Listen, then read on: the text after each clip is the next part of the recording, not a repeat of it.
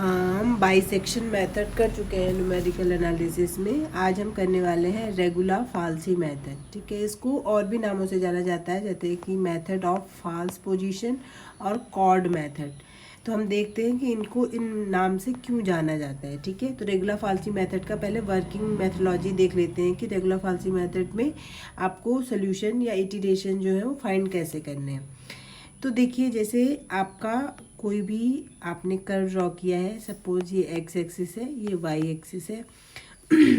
आपने कोई भी कर्व ड्रॉ कर दिया। ठीक है, ये आपका कर्व हो गया। थोड़ा सा और इस टाइप से ड्रॉ कर लेते हैं। ये आपका कर्व हो गया। ठीक है, तो ये आपका फंक्शन है जिसे आप एफ एक्स से डिनोट कर रहे हैं। आपने जो ब्रैकेट लिया हुआ है वो आपने ले लिया है से यहाँ पे ए है और यहाँ पे बी है। ठीक है, तो आप देख रहे हैं जो इस फंक्शन का रूट है वो इस पॉइंट पे पड़ रहा है, जो कि ए और बी के बीच में पड़ रहा है।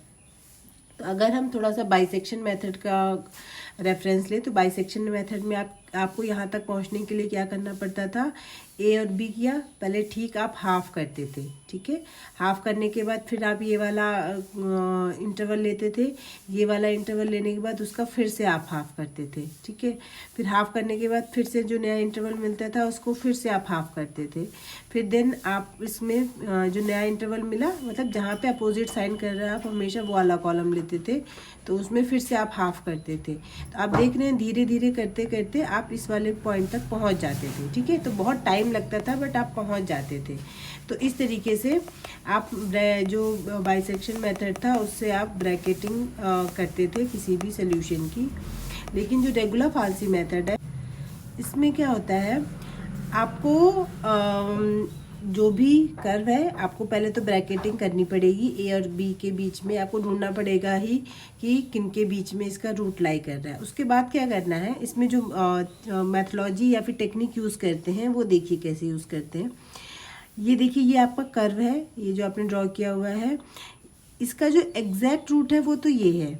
ठीक है, तो अब होता क्या है, जनरली आपने और भी मैथ्स में देखा होगा कि अब कई बार क्या करते हैं, आप कर्व को अप्रॉक्सीमेट करने के लिए हम एग्जैक्टली कर्व ना लेके हम क्या करते हैं, उनके बीच में एक स्ट्रेट लाइन कंसीडर कर लेते हैं। ठीक है, तो जैसे कि अगर मैंने इसका जो ये वाला है, ऑब्वियस सी बात है इसकी वैल्यू अलग होगी, और अगर मैं इन दोनों पॉइंट को मिलाते हुए सीधी लाइन खींचूँ तो मुझे दूसरी जगह पॉइंट मिलेगा ये वाला। ठीक है, इसी तरीके से तो ऑब्वियस सी बात है ये कर्व और ये स्ट्रेट लाइन अलग अलग है, बिल्कुल ही अलग है। लेकिन अगर मैं ये पॉइंट बहुत नज़दीक ले लूँ, ठीक है, जैसे कि यहाँ पे और यहाँ पे, इन दोनों को अगर मैं मिलाऊंगी तो ऑलमोस्ट मुझे वही वाला पॉइंट मिलेगा। ठीक है, देखिए फिर से देखते हैं।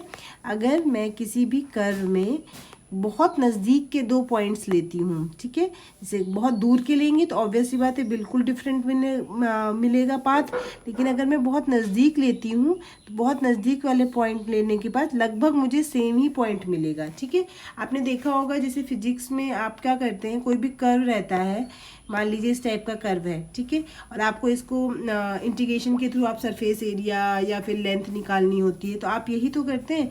आपको मान लीजिए लेंथ निकालनी है, तो लेंथ तो ऐसे नहीं निकलती है। आप क्या करते हैं, छोटा सा पोर्शन लेते हैं जिसे कि आप dx करके डिनोट करते हैं, और आप कहते हैं इसके बीच में सीधी सीधी लाइन है, और आपने कह दिया कि मान लीजिए यहाँ से यहाँ तक की लेंथ कितनी है, ds होगी। ठीक है, या फिर आप जब आप एरिया निकालते हैं तो आप क्या करते हैं, आप सोचते हैं कि यहाँ से यहाँ तक एकदम सीधा ही होगा, और आप इसको एक रेक्टेंगल मान के इसका एरिया निकाल देते हैं कि ये यहाँ से यहाँ तक y हो गया, ये dx हो गया, तो इसका जो एरिया हो जाएगा वो y इंटू dx हो जाएगा। ठीक है, तो जो बहुत छोटा सा जो कर्व का बहुत छोटी सी जगह को आप लेंगे तो उसे हम लगभग स्ट्रेट लाइन कंसीडर कर सकते हैं।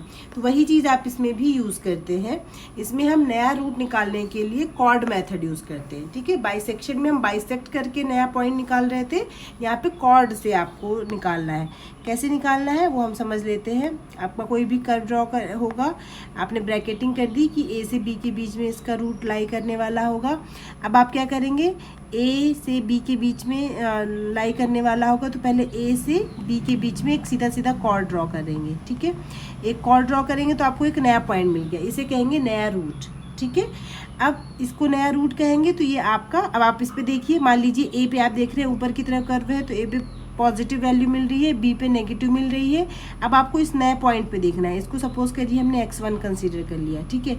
अब इस पे मुझे कैसी वैल्यू मिल रही है, आप ड्रॉ करिए, लंबी लाइन खींचिए, तो आप देखेंगे इस पे भी नेगेटिव मिल रही है। ये पॉजिटिव, ये नेगेटिव, ये नेगेटिव। तो रूट तो हमेशा अल्टरनेट के बीच में लाई करता है, तो आप देख सकते हैं अगला रूट जो होगा वो इन दोनों के बीच में लाई करेगा, ठीक है।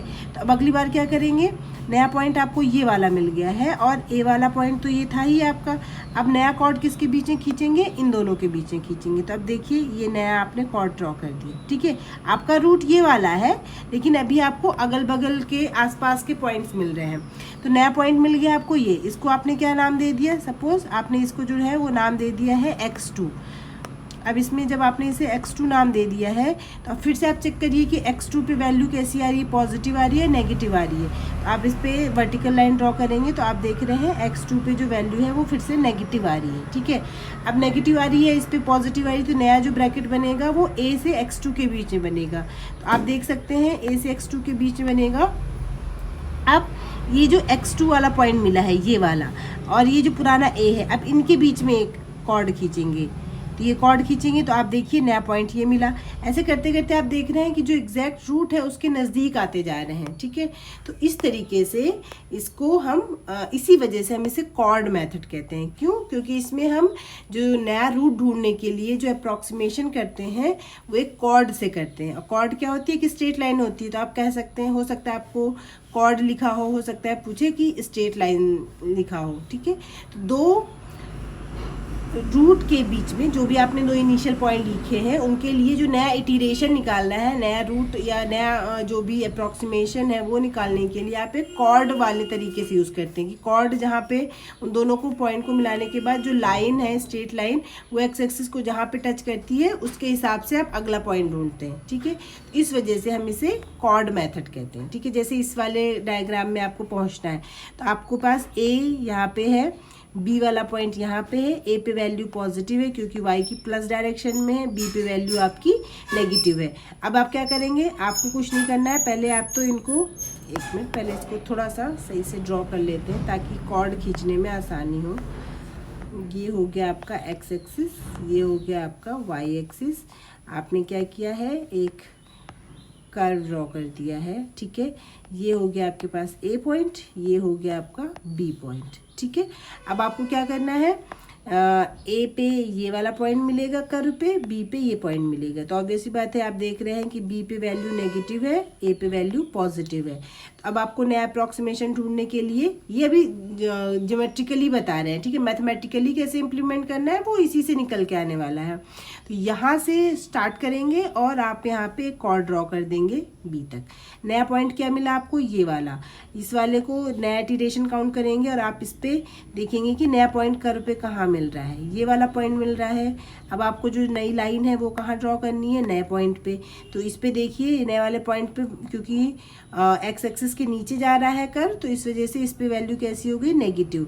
तो पॉजिटिव और नेगेटिव के बीच में नया रूट पड़ेगा। तो अब आपको नया पॉइंट ये वाला मिल चुका है। अब इनके बीच में एक कॉर्ड ड्रॉ करिए या स्ट्रेट लाइन ड्रॉ करिए। तो ये मिला, नया पॉइंट आपको फिर से दूसरा मिल चुका है, ये आपका नया पॉइंट हो चुका है। एग्जैक्ट रूट आपका ये वाला है, ठीक है, जहाँ पे कर्व ड्रॉ करता है, कर्व इंटरसेक्ट करेगा एक्स एक्सिस को। अब नया रूट आपको ये मिल गया। अब आपने यहाँ पे ड्रॉ करना है, आप देखेंगे इस पे फिर से वैल्यू कैसी आ रही है, नेगेटिव आ रही है। तो फिर से नया ब्रैकेटिंग वाला यहाँ से यहाँ तक वाला हो जाएगा। अब नए वाले को, अब इनको आप मैच कराएंगे। तो यहाँ से आप देखिए इनको मैच कराएंगे तो आप धीरे धीरे करके नए रूट तक पहुँच जाएंगे। और कब तक करना है आपको ये काम, जब तक आपको जो आपकी रिक्वायर्ड एक्यूरेसी है वहाँ वाला आंसर मिल जाए। एक्यूरेसी मतलब हम पहले भी समझ चुके हैं, पॉइंट के बाद के एटलीस्ट 2 या 3 अंक जितना भी आपको क्वेश्चन में पूछा रहेगा उतने मैच करने चाहिए, तब आपका आंसर आ जाएगा, ठीक है। तो ये तो हो गया आपके पास geometrically. Method of false position इसको इसलिए कहते हैं कि आप देख रहे हैं ना, आप गलत जगह से स्टार्ट कर रहे हैं। आपने कह दिया यहाँ पे रूट है, ठीक है, अब यहाँ पे रूट है बट वहाँ पे नहीं है। फिर आपने कह दिया अच्छा इसको फिर से ठीक करते हैं, अगली बार यहाँ पे हुआ, तो आप उसे तब तक करेक्ट कर रहे हैं जब तक आपको सही रूट नहीं मिल जा रहा है। तो इसी वजह से इसे हम कहते हैं मेथड ऑफ फॉल्स पोजीशन भी कहते हैं, ठीक है। अब आते हैं आपको फॉर्मूला कौन सा यूज़ करना है। फॉर्मूला यूज़ करने के लिए देखिए आपके पास है x1, y1 और x2, y2, आपके 2 पॉइंट हैं। इन दोनों पॉइंट के बीच में जाने वाली स्ट्रेट लाइन की इक्वेशन क्या होती है, तो लिख लीजिए, ये आपने 11th-12th में पढ़ा हुआ है। y minus y1 is equal to, यहाँ पे आपका स्लोप आता है y2 minus y1, x2 minus x1 into x minus x1। ठीक है, ये चीज़ होती है स्ट्रेट लाइन की इक्वेशन। अब इसमें आपको पता है यहाँ पे x1 y1 और x2 y2 है। ठीक है, तो ये एक स्ट्रेट लाइन की इक्वेशन हो गई। तो इसी स्ट्रेट लाइन में हम कह रहे हैं रूट पड़ रहा है। ठीक है, यही स्ट्रेट लाइन आपको रूट दे रही है, और स्ट्रेट लाइन रूट देने का मतलब है कहीं पे इसकी वैल्यू जो y है वो आपका कितना हो जाएगा, 0। रूट का मतलब तो यही होता है कि x एक्सिस में काटना, जहाँ पे काटेगा वहाँ पे y की वैल्यू कितनी हो जाएगी, 0।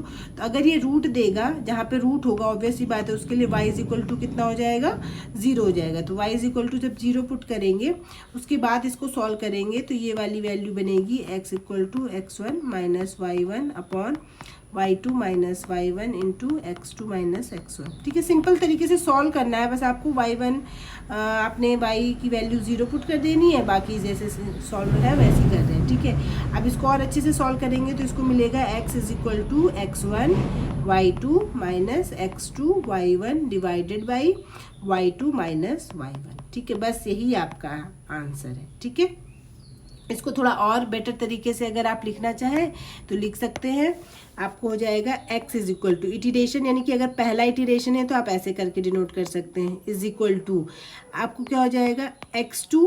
देखिए, इनको आगे पीछे रखने के कोई फ़र्क नहीं पड़ेगा। ठीक है, अब आपको बस ध्यान रखना है कि x1 के साथ क्या यूज़ करना है, आपको y2 यूज़ करना है, और x2 के साथ क्या यूज़ करना है, आपको y1 यूज़ करना है, बस। ठीक है, तो इस हिसाब से रखेंगे तो आप देखिए x2 रखा आपने, इसके साथ आपको क्या यूज़ करना पड़ेगा, y1 माइनस, फिर आपको x1 यूज़ करना है और इसके साथ क्या यूज़ करना है, y2 अपॉन में जिस क्रम में y1 y2 ऊपर आए हैं उसी क्रम में नीचे भी रहेंगे। ठीक है, या फिर आप ऐसे लिखिए x1 y2 minus x2 y1 divided by y2 minus y1। ठीक है, तो इस हिसाब से ये आ जाएगा।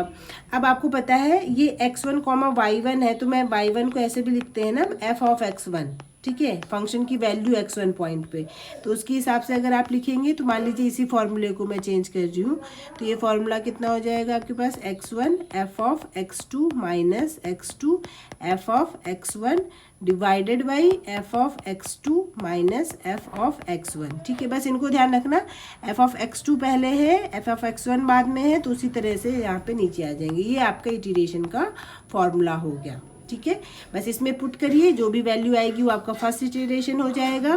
फिर क्या करना रहेगा, इटीरेशन के बाद आपको f(x1) निकालेंगे, फिर आप कंसीडर करेंगे कि ये पॉजिटिव है या नेगेटिव है, उसके हिसाब से आपके अगले x1 और x2 डिसाइड होंगे। ठीक है, तो इस तरीके से आपको इसका जो रेगुलर फाल्सी मेथड है, इसका हमने ज्योमेट्रिकल इंटरप्रिटेशन समझ लिया और फॉर्मूला कैसे निकलेगा वो भी समझ लिया। ठीक है, बस आपको वही कॉर्ड का फॉर्मूला याद रखना है, बस उसी से ही आपको इम्प्लीमेंट करना है, कुछ नया फॉर्मूला नहीं हमने बनाया है। ठीक है, तो आई होप आपको ये चीज़ समझ आई होगी। नेक्स्ट वीडियो में हम जो है इसके क्वेश्चन, इसके बेस क्वेश्चन कर लेंगे।